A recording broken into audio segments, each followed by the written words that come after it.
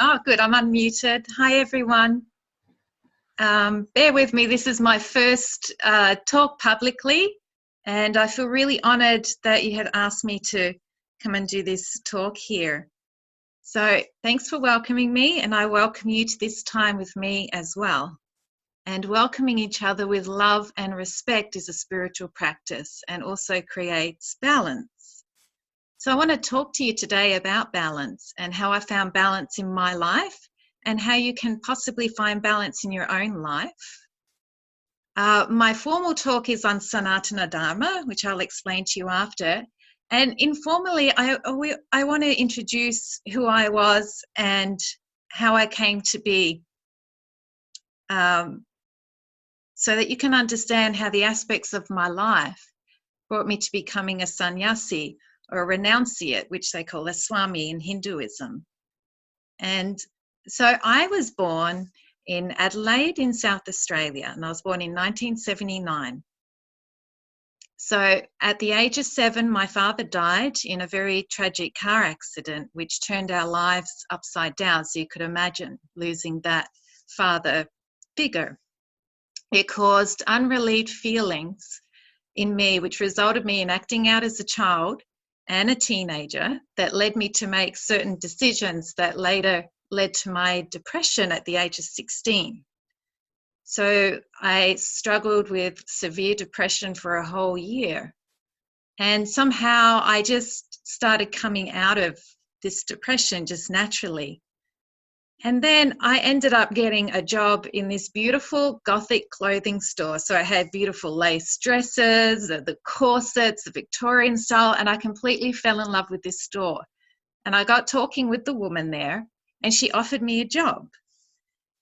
And so I worked there for 3 years, and during that time I had met people on various different spiritual paths and holistic practitioners, and it sparked an interest in me.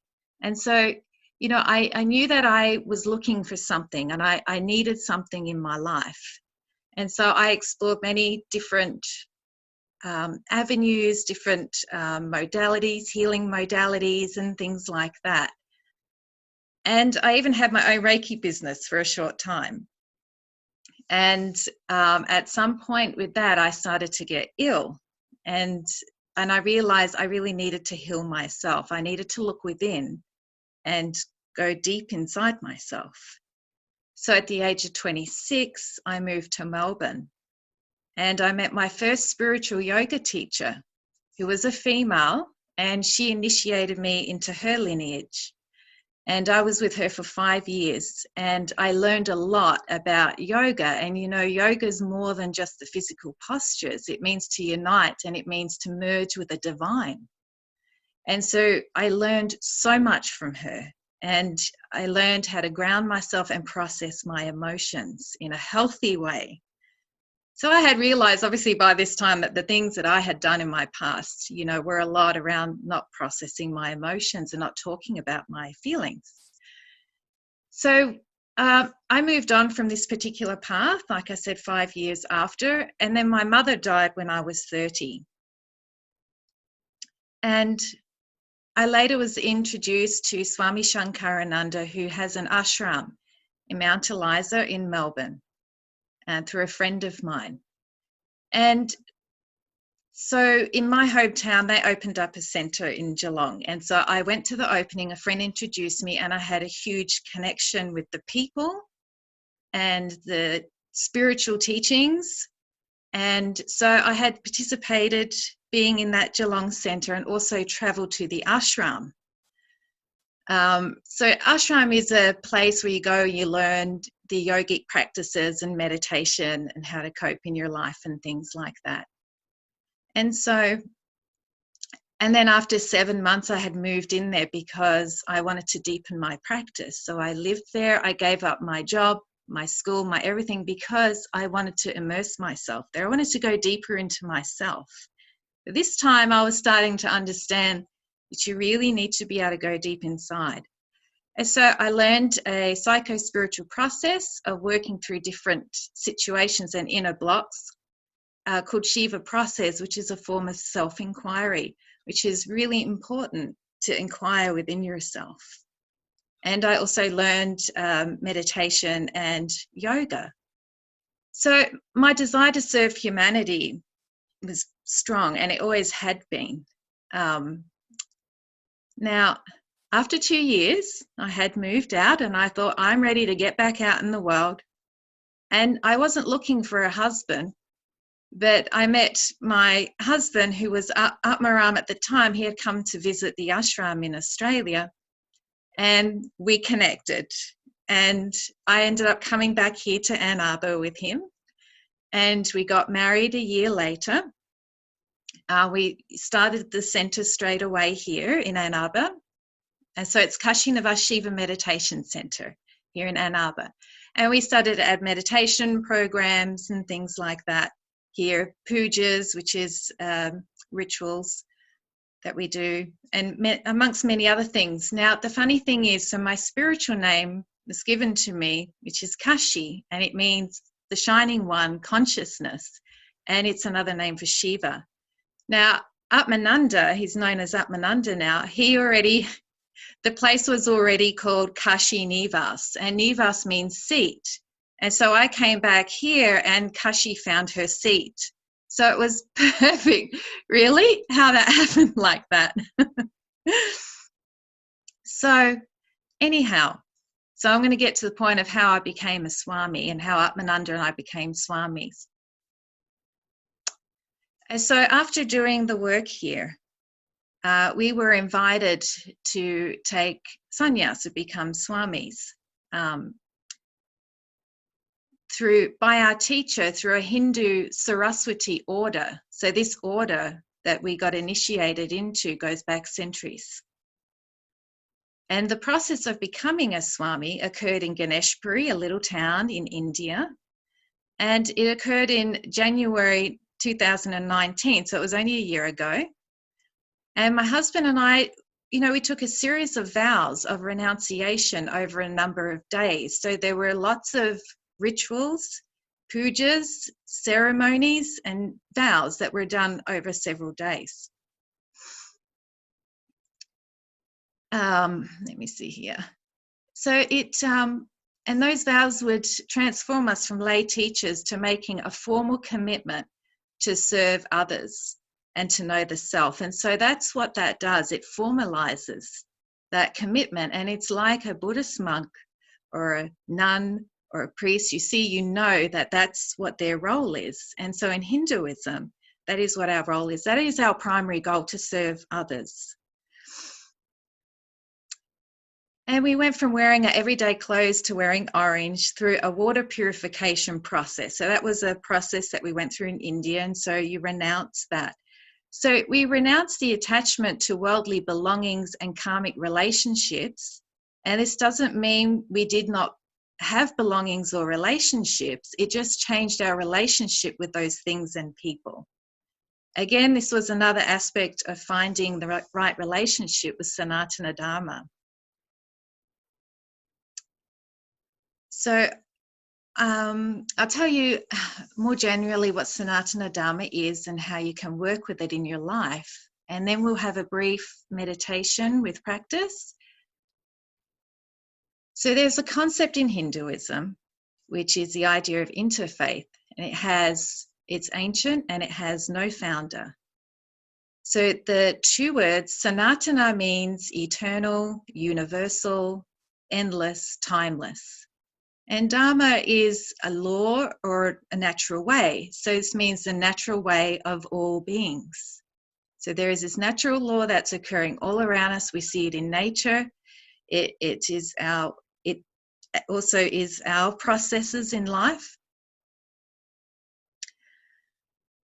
And Sanatana Dharma says that all beings are equal. In fact, that we're all divine, because there's nothing that's not conscious, because everything is consciousness, and consciousness pervades everything. Everything we see, there is a spark of consciousness. There's nothing that's not that. So Sanatana Dharma prescribes certain duties that a human being can perform to achieve a fulfilling life.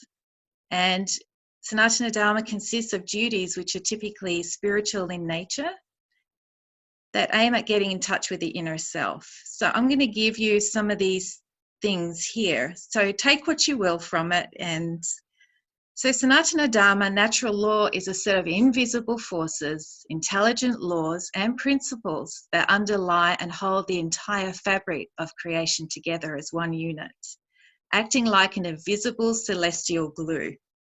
So these laws are a reflection of God that manifests all around us, like I said before.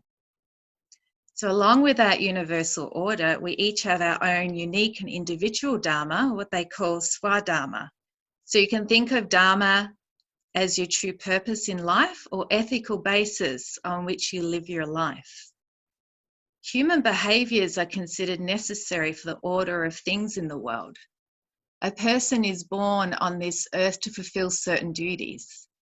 The soul resides within the physical body, which is most equipped to do these duties. So a person's Dharma can be a combination of things. It's not just one thing.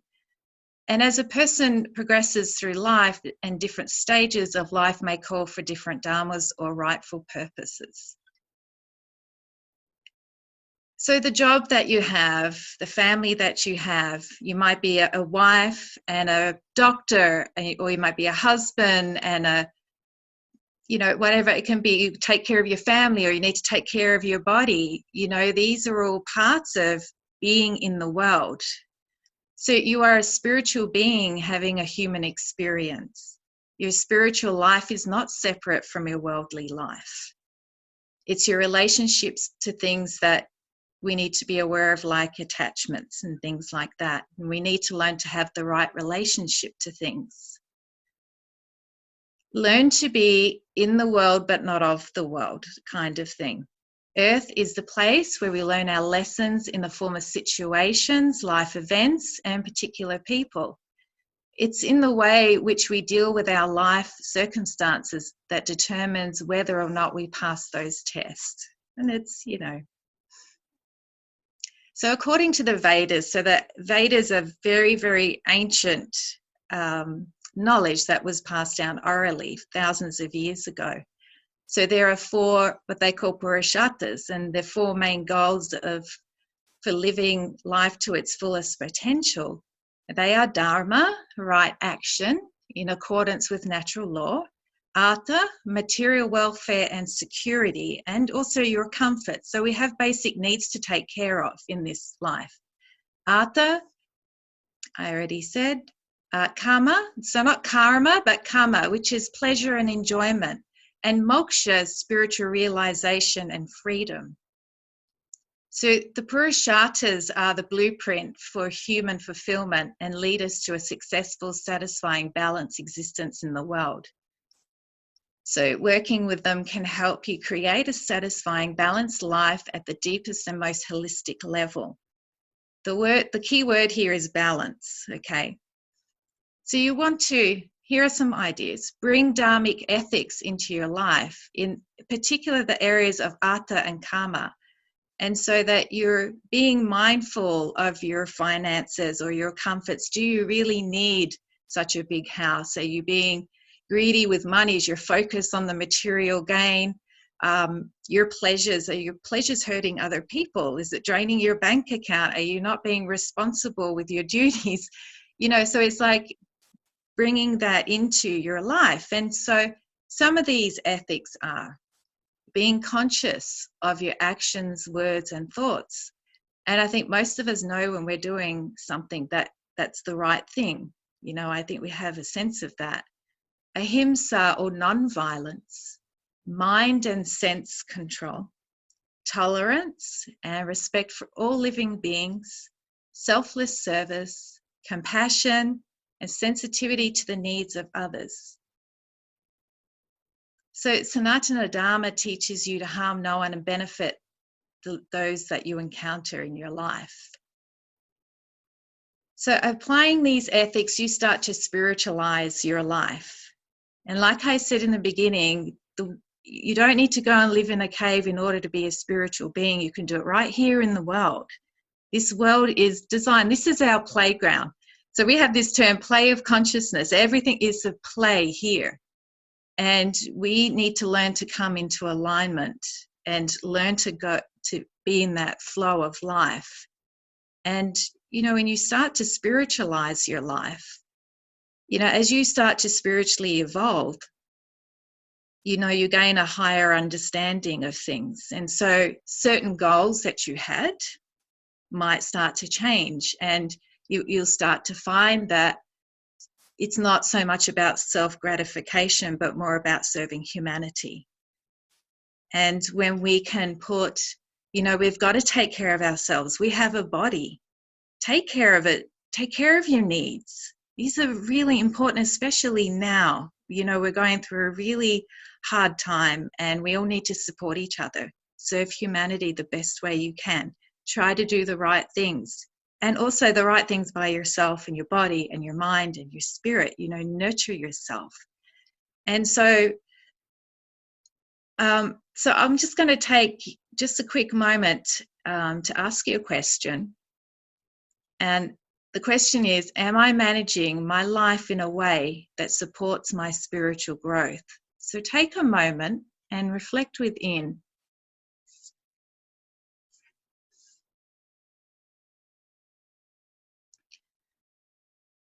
So we've spoken about practicing Dharma, which is essential. But yoga and other spiritual practices are also essential part of Sanatana Dharma and other ways to spiritualize your life. Okay. When I speak of yoga, like I said in the beginning, I'm not only referring to the physical posture, as yoga means unite and ultimately means to merge with the divine. And you can do this through various practices. Now, I'm aware that people have their own traditions and their own practices that they do, and you should follow that, you know. And you've got to be true to your own path, what's right for you. It's not what's right for someone else. It's what's right for you. Because then you can start to realize yourself when you do that. This is really, okay. So these practices include physical, mental, and spiritual nourishment. And usually involve prayer, meditation as well.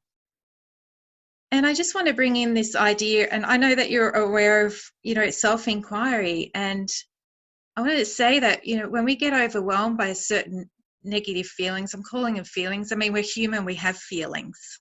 It's just when they start to rule your life, or when fear starts to rule your life and everything you do is based through fear, or it's based through anger. And then you've lost touch with the self. You know, when it gets to that point, it's just good to check in. And so we just need to remember to bring the attention back to the heart. You know, talk about the yogic heart, where they say the self resides, or the Atman resides there. And you can say, listen to the voice of the heart. You know, you can ask the question, is this the voice of my heart? Is this the self speaking?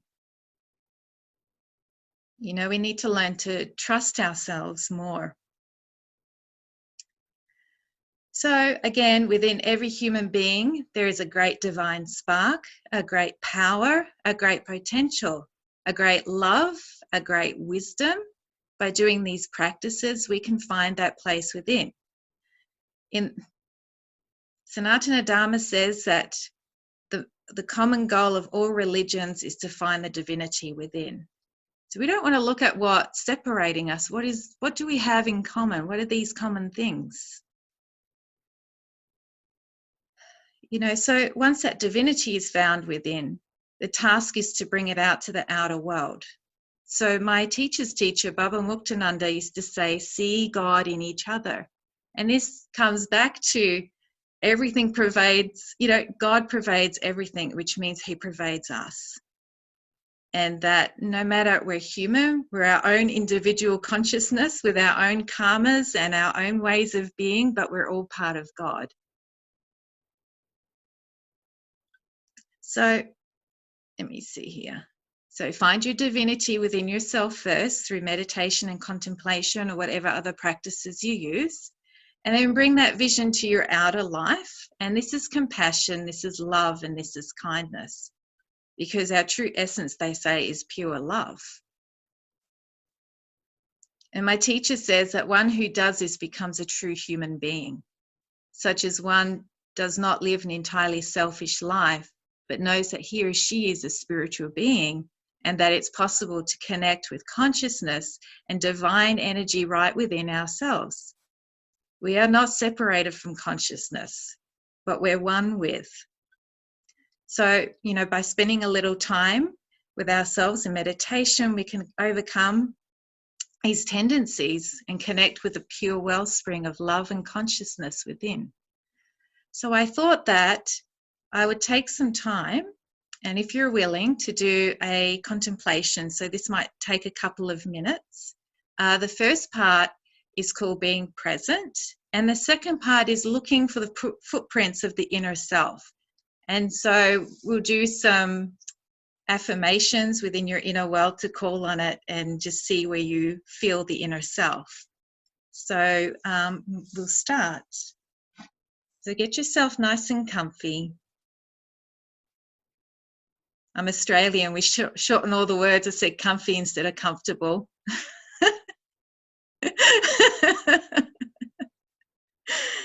Relatives are relos, I'll do a workshop on how to talk Australian one day. Yeah.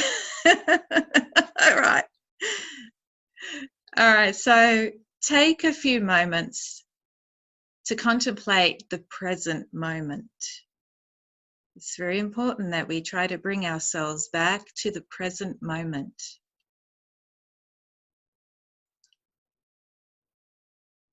Now become present to the bodily sensations of sitting.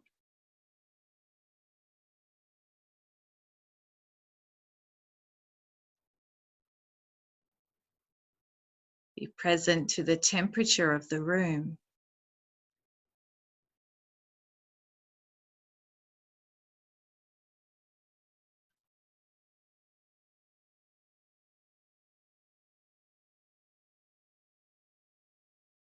Be present to your breath going in and out.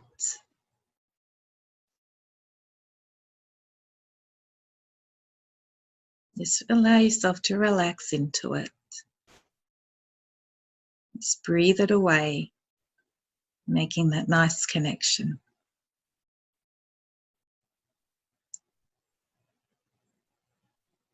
The second meditation is called looking for the footprints of the self. And so the self can show up in many ways. It can show up as love, as energy, as vision, as insight, as expansion. I'm giving you a lot here.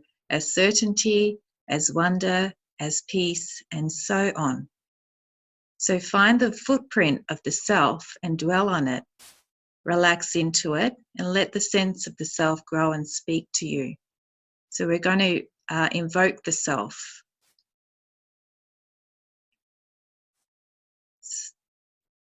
So in your inner world, say to yourself, I call on the inner self.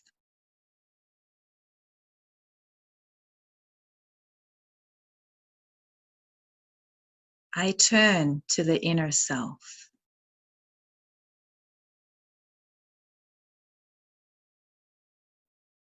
I am willing to hear the voice of the inner self.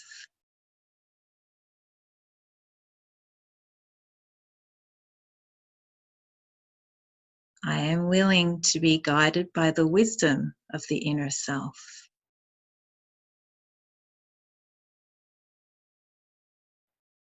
I am willing to be guided by the compassion of the inner self. May I be blessed by the divine. So just going to do this for a short time to making that connection.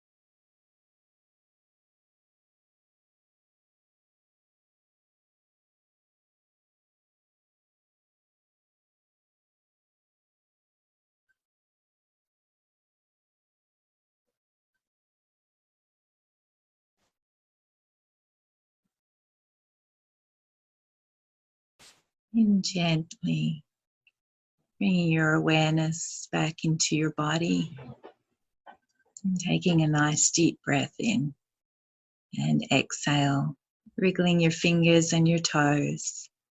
Bring back the self with you.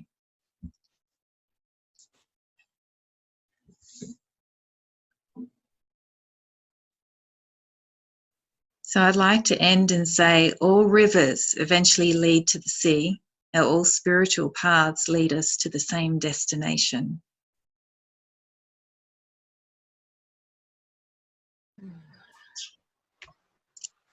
Thank you. Thank you. That was wonderful. So informative and just so gracious. Thank you. Yeah, it was my first one. So thank you so much. It was very sweet. Well, this is an open mic time for questions, and I wanted to just I raised my hand on the screen down here, so I guess I get the first question. Oh. But I was curious, and could you speak to the color orange and your garment and why is that chosen, and also does Hinduism have a answer or a take, some kind of an understanding about the pandemic that we're going through? Yeah.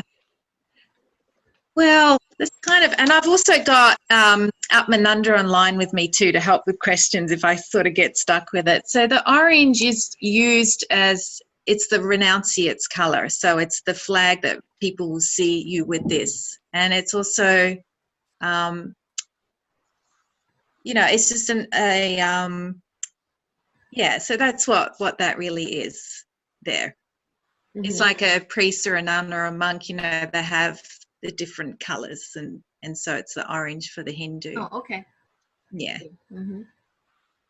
And then as far as, is there a bit of a overview that Hinduism, the symbol that maybe you guys understand as far as the pandemic? Well, I think, like with our path, we see everything as God, and everything is teaching you something. And that we need to just go within ourselves and make the connection inside ourselves. And that even though it's a really difficult thing, life is not always love and light. It can be very difficult. And, it's a mixed bag. And so, we have the dark and the light. You can say the dark and the light, but you don't know the light until you have the dark. And I look at this as, this is happening, and there is deaths and there is suffering but there are also people coming together. And also nature is so prominent right now. I've had many conversations with people, and, all we can do is go outside and be in nature and reconnect with nature. And so it's like Mother Earth and consciousness is teaching us something. We've come so far away from being connected, and it's like this is reminding us, you've gone too far. Come back to who you are and who we are. And so it's that kind of thing. Is that helpful? Yeah, thank you. Yeah. Thank you. I've always, I thought it was wonderful. I really appreciate it. When I hear the sentence, to be in the world but not of the world, when I used to go to a Christian church, they used to say that a lot. And I've always been kind of uncomfortable with it, because when I go out for walks, I just love nature. It is just... yeah, I hear you. One of my best friends is the tree in our front yard. Yeah. Just watch it through the seasons. Yeah. I love this world. And so I'm just kind of like... Yeah. But I feel like... no, Yeah. I hear you, and I can hear what that sounds like, and I was trying to explain it. So it's like, we're born into this world, and you can enjoy life and all of all of that. I mean, we're a part of that. And like I was saying, this world teaches us, and it teaches us through people and nature. And so we're very connected. We're not separated from this world.